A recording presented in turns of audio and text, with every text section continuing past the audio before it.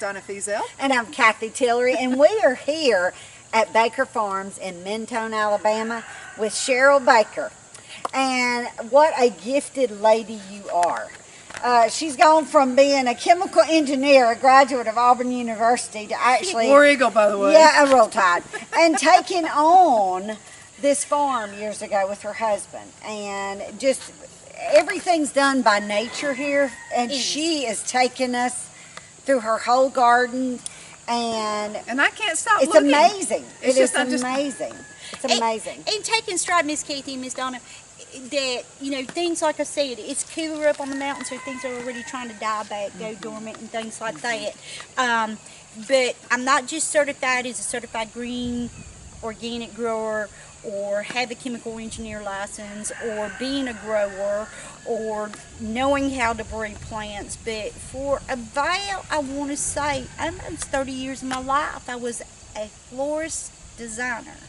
Okay, Wow, yeah. and then that's when I introduced floriculture into the world of designing with flowers for proven winners, and I mean just so many big companies I can name off. I worked for Pam and Joe over at Craven Parties, which is now, you know, they're over in the Carolinas. I was one of their top designers. Got actually invited many a times to red carpet just to do nothing but floral designs, either with fresh cut, artificial silks, dries, etc. Okay, but then later on in life, I became an interior designer. Okay, so I'm a jack of all trades. I can do whatever in anything somebody needs. Well, that's what we women do. We're multitaskers. Right, That's why somebody says to me that, you know, a lot of times we get to talking as women, you know. They say, what did you do? Well, actually, which one do you want to know? Well, I was a nurse, yeah, a which model, one do you want to know? Television, a mom, a grandmom now, an insurance. I've done it all, you know. Exactly. Yeah. And we want that in our life. We want to be able to say, well, we can do this trait, we can do this trait, we can do this trait, you know. And also not just being a teacher, you know, but teaching not just one person, many people. Well, we have generations of people who really don't know where food comes from. Right. And folks like you are needed. Oh, it's important in today's time. We teach everybody how to grow their own. And this is, and the thing that's really fabulous, and I hope a lot of the kids are watching this. My middle daughter, our middle daughter teaches facts. You know, they don't call it home ec anymore.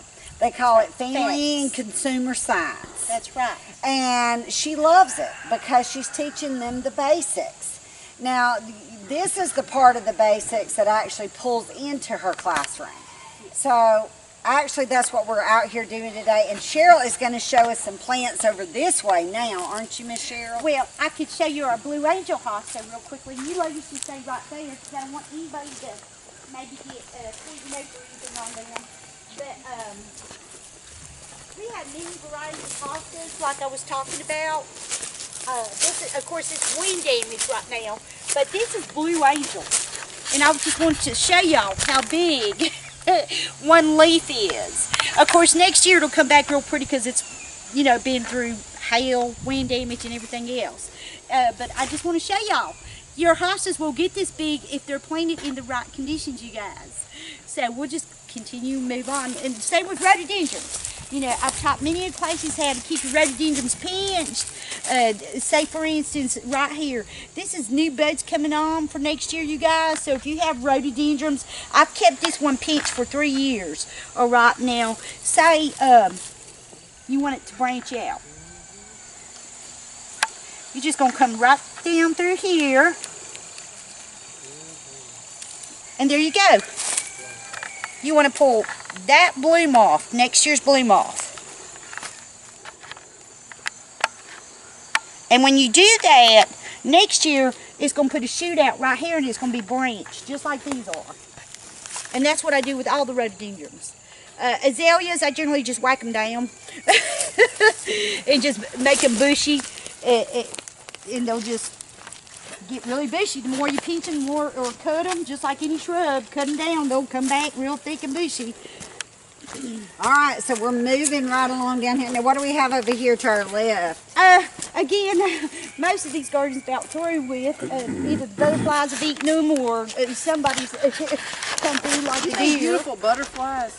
Yes, well, now, Miss Donna, it's funny you should ask that, but if y'all would have got here early this morning, we still had a bunch of blue swallowtails and yellow swallowtails that were hanging around, and they're out in the early morning when there's dew on the plants, drinking up their water, getting their whatever their food sources and vitamins that they need for that day, and then they just fly off. And a lot of times you'll see them hanging in the trees because butterflies are like bats nearly. They like to get up in the high parts of the tree Is that where it's 'cause nice it's and cooler up there? because it's cooler. Yes, ma'am. It's hotter down here. It's cooler up So they're there. smarter than most humans are. Well, and including the myself. thing is, you know, when we were children, you could see monarch butterflies everywhere. Now you don't. No, they're endangered. And they are so, and you all that are watching, if you don't know anything about butterflies, look up monarch, because it is the prettiest butterfly you will ever see. It is, and they are endangered.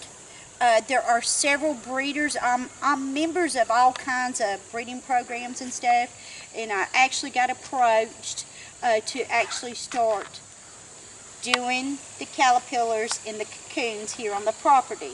That's as a beautiful story. As a project for kids.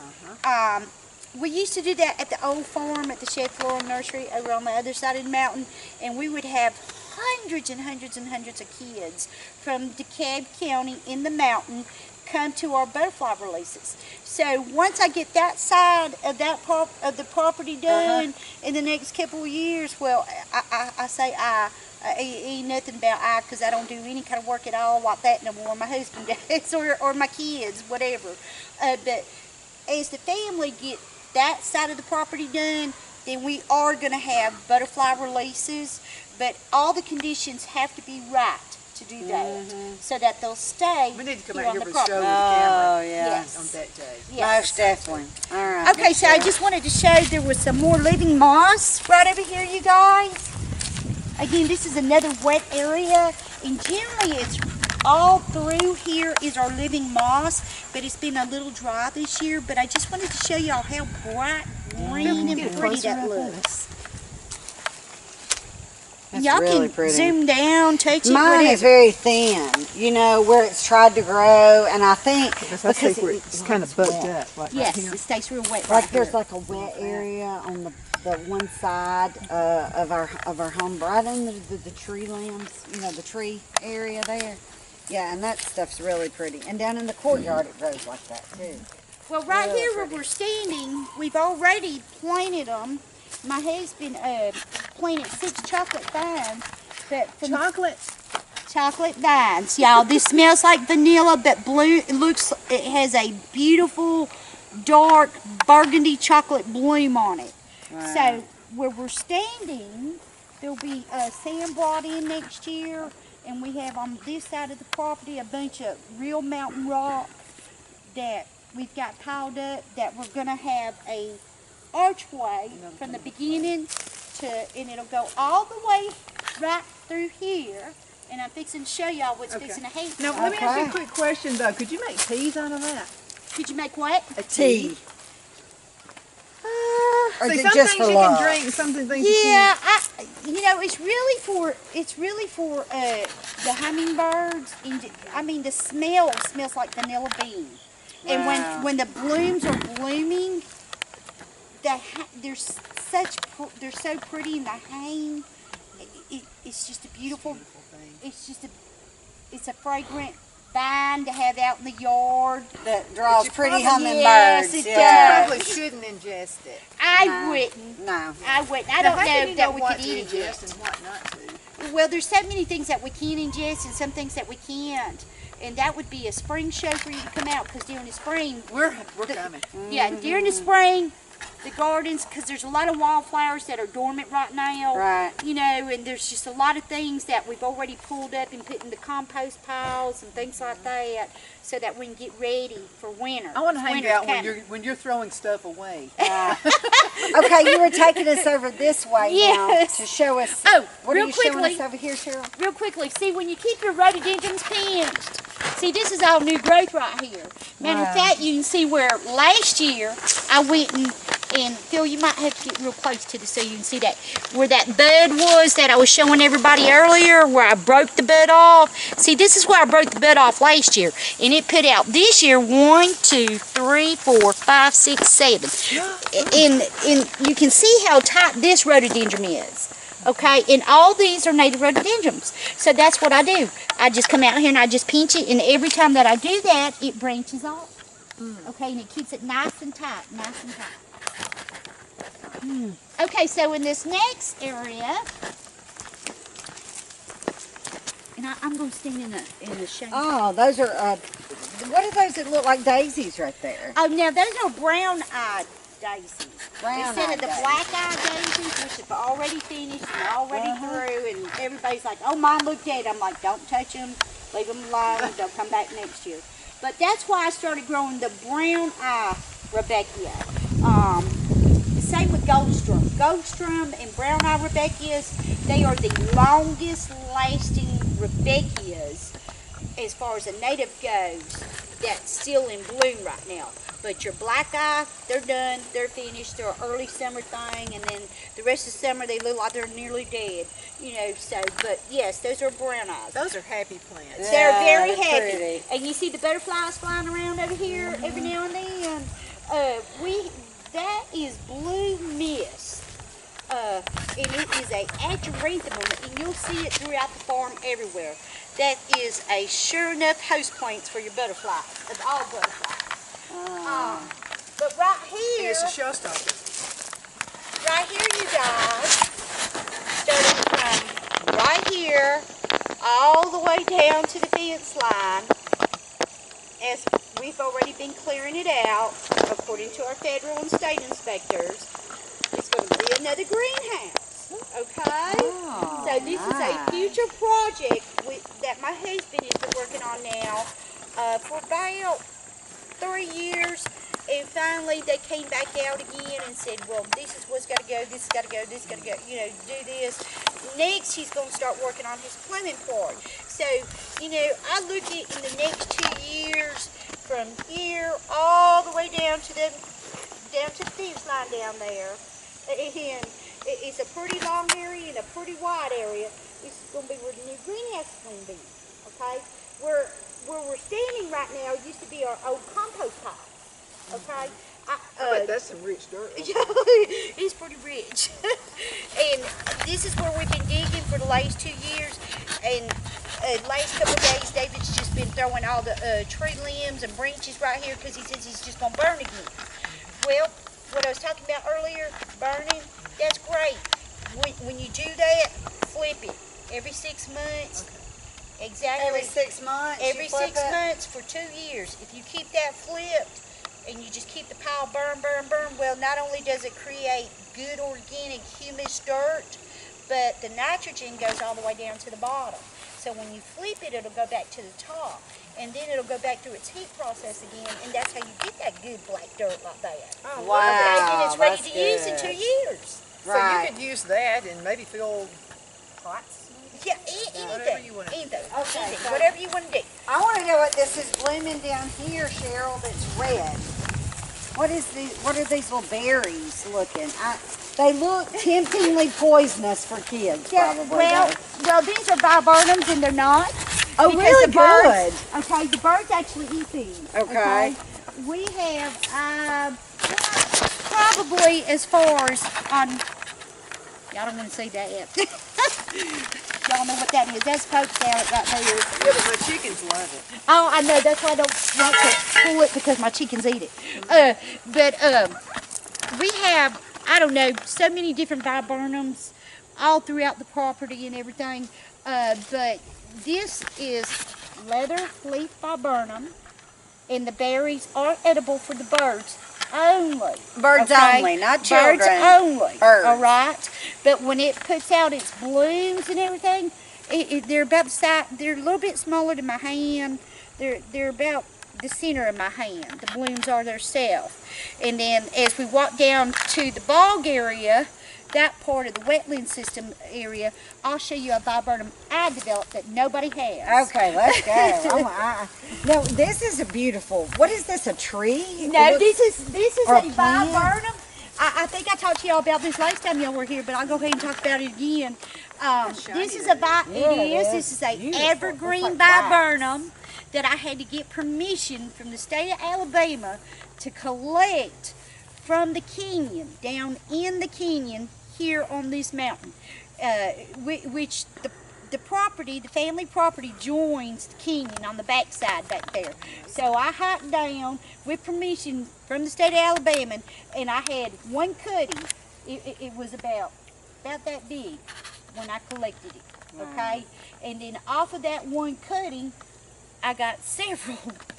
Okay, and got them to grow. Now last year we did what was called air rooting cuttings. We rooted it in the air, and we came up with.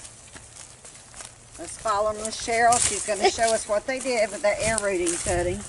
Now, is that when you use foil and... I used the plastic and the foil. All right.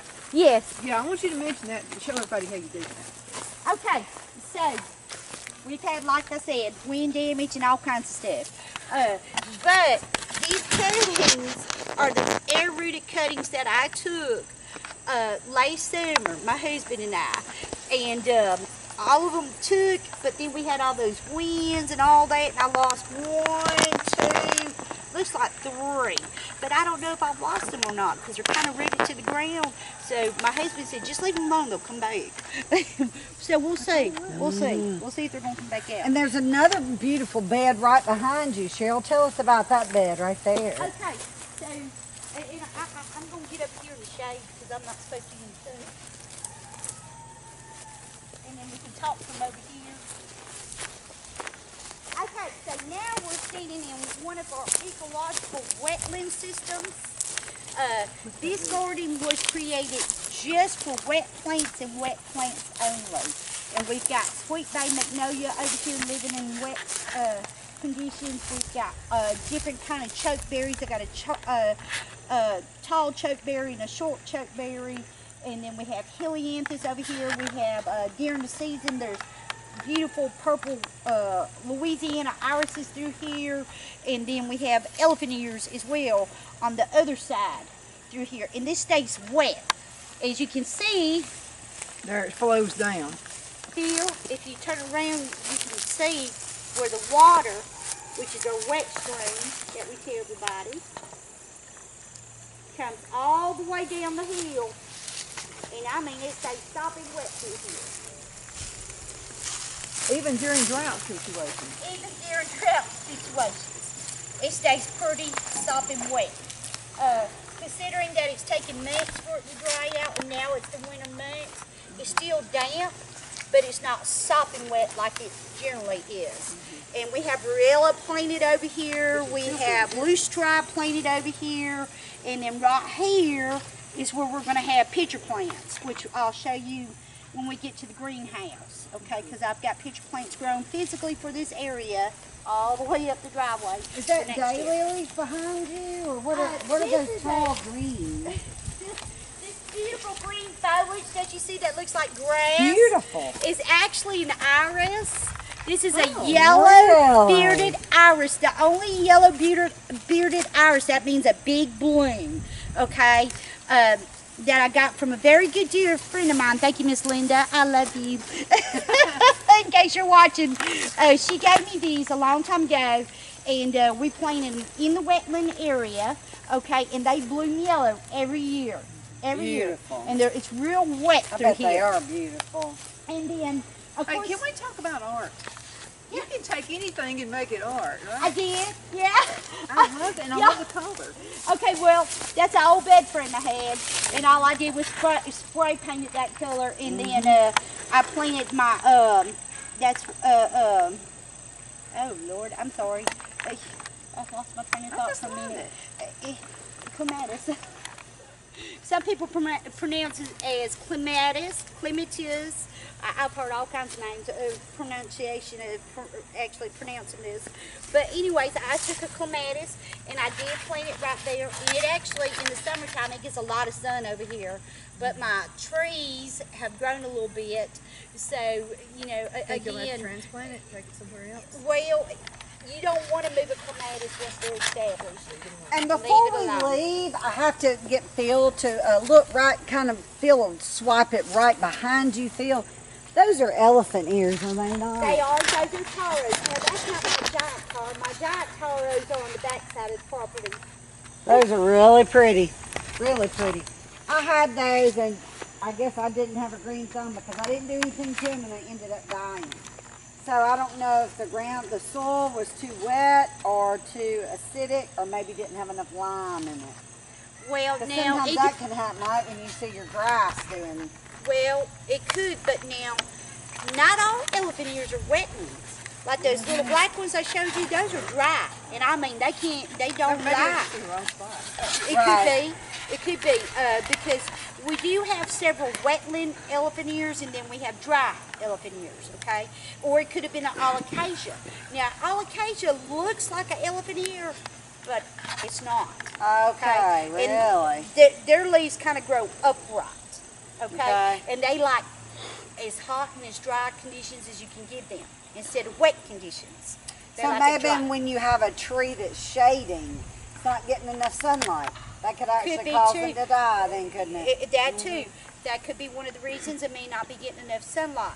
And different times of the year, our gardens are shaded more times of the year. Right. Different times of the year, the sun is exposed more on our gardens, and that's how we want it. Okay. Right, yeah. Because we have different environmental issues. All right, so we're following her on through the garden now. This is just phenomenal. Okay, so Look how pretty. right here, and this is all I'm going to do because, you know, it's seed collecting time, okay? So this is my viburnum that I developed that nobody else on the market, even Proven Winners, has. And no, I just can't.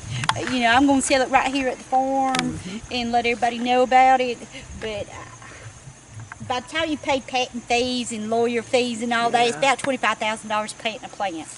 And then it takes you forever to get your money back. So in today's time and economy situation, not a good idea. Yeah, so I hope the listeners, I want to make sure they heard you, Cheryl. It is seed time. Yes. So you see what she's doing. She is collecting her seeds, and then what will you do with those seeds, These Cheryl? seeds, now that, well, these seeds are about to fall off, and I'm glad I come out here and we talked about this for a minute because I would have never got out here to get them, and then they would have been all over the ground. But it's okay. I'm collecting seeds. As we walk through the property, if I see something that I didn't pull or something, I'm going to collect these, put them in a brown paper sack bag, and then I'll seed them for you guys, and they'll come up really fast. I have really extremely good luck with seeds coming up, and I'll show you why here in a minute. So I'm just going to collect these real quick. And that's another thing because, okay, I did this and I think I made it happen by accident, Cheryl. So I had a tomato plant, and it's the orange-yellow tomato, and I love it because it's so meaty. It's great on tomato sandwiches with just slap a bunch of mayonnaise on it, you know, salt, pepper, hot sauce, all that. And so it came up. Now, so this has been coming up for 2 years now in a row. Okay. But now, how? In the same spot or in a different No, spot? I've just done different spots. Okay. But I put them in concrete cinder blocks this time, and I had so many of those tomatoes that, I gave you some to take. Oh, yeah. They are the best tomato sandwiches. And they're odd shape, they're but weird. but they're flatter. And I'm sure they're heirloom tomato. Yes. I'm sure. That's probably what it is. then. It might be a Jubilee, maybe. I don't know. I would have to see which color it is because we grow several hundred heirloom tomatoes. It's orangey, yellowy. It's almost, some of them are more yellow, some of them are orange. Okay, I don't know what and I have a question for our viewers, because some of my friends, we've talked about this summer. Our tomatoes didn't do as good. Now mine did. Hers did Mine great. did too. Okay, but I did the tubs. Now I live almost 2 hours from here too, Okay, which south? which is Calhoun South? County. Okay. Okay. Hot. So it got really hot, and I Concrete. watered them. I had plenty of them come up, Okay. and so did a sweet dear friend of mine, Miss Ruby. I love you, Miss Ruby, if you're watching. But she gave me some tips. She was like, Kathy, I think it's because we get so much rain, and then we're so dry, because the tomatoes, it's like they would get beautiful, and you're thinking, oh, they're so pretty. I'm going to come out in a week, and they're going to be all red, and they're going to be big enough to slice to put on a sandwich. Instead, they either stayed small, about the Calcium. size of a plum. Calcium. You put calcium in the ground. Really? Okay. And then the other thing is they started Sulfur. splitting, Okay. and they rotted before I could pick them. I had to Okay. actually pick them green. Yes. And I do a vegetable gardening class. Really? Okay. Okay. The first thing I talk about is real important that during the drier month, especially going further south, that don't ever throw your eggs away. Good source of calcium. Automatically. Well, see, I've been also, putting the eggshells and stuff in The there. eggshells, right? Yes. Okay. exactly. Your But now, eggshells. now I grain them up. I mean, kind of. Yes, that's what you need to do. Them out. And you know what we do is we just put them in a Ziploc bag Uh-huh. Stomp Step on them. and you step Do on a dance. Okay, did you hear that? So my calcium problem is probably what the problem I had with my tomatoes. Could be one of the problems. Could be. Could be. So break up eggshells. Break up eggshells, and eggshells is not just a good source of calcium and vitamin and nutrients for the actual plant to live on, but it's actual natural fertilizer too. Wow. Natural source Even of if I did fertilizer. them in tubs now. Even if you did them So in like tubs. people that live in apartments or you don't have a big backyard, because I know a lot of areas don't. They don't have yards. Right. And you could also be having what sounded like some root rot situation. So you want to put copper sulfate back into your dirt. Okay, because it's missing that for some reason. What about old rusty Okay. nails and stuff? That would be fine. You can take rusty. I've done Really? a class and See, just my put granddad rusty used to nail do in that. there. Yeah. And just Exactly. throw it in the tub. Just throw it in there. Wow. And that'll always keep what you need. I've got a to barn prevent full that of from old. See, happening. we bought our grandparents' old home place too, and I've got a barn full of old rusty nails, and I've just thrown them in the garden. Anywhere you're having problem with root rot, or you know you feel like, oh, it's just dying. What's going on? Right. You know, because we had 2 weeks of solid rain and That's tremendous amounts of rain. You're going to have that problem. You see leaves falling off and stuff Right, like that. right. And I'm like over here going, please, dear Lord, let it frost. You know? So Yeah, so everything could just go ahead and go to sleep. Yeah, start going Okay, to sleep. right, so we don't have to have to worry about root rot situations. Right. So anyways, this is my viburnum, you guys. It will be available in about probably 2 years because I am going to start selling it here.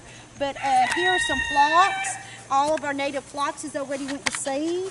And again, you know, I came out late yesterday afternoon when the sun went on the garden and started pulling phlox seeds. So we'll have some native phlox that will be available to And I everybody got a question next year. about seeds. Do you need to let them set on paper or something and kind of dry out a little bit more? Well, what I do is I Before put you mine in a start. brown paper sack bag And then just how let it long go. do you leave them? until they're dry. I have a perfect condition for where I put my seeds at in the house, in the cabin. One part of the cabin's real dry, and that's where I keep it. And it's on the back side towards David, where David built his mama a room on. That part of the cabin stays real dry. I mean, it's just dry air.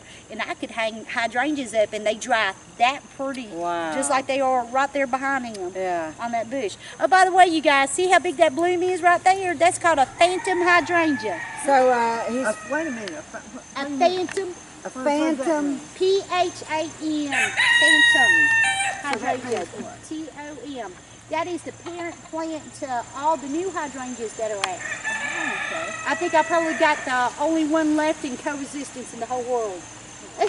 That originally was originally crossbred with all the other hydrangeas, and that's how there's so many different new hydrangeas. I got something I got to say. But y'all see that one bloom? Look how big that bloom is. So for those of y'all that purchased the Phantom hydrangeas from the farm this year, that's how big your blooms are going to get. Okay, guys, Oh, less than a wow. minute. We gotta go. Cheryl, I hate to call thank it a day. you so much. Thank This you has for been letting us. It's only been an hour. This Oh, is but we can do- beautiful. Yeah, so but we'll we're gonna be right coming back back. another day. Yeah. So we're going to be coming back another day, and Cheryl's going to be with us again.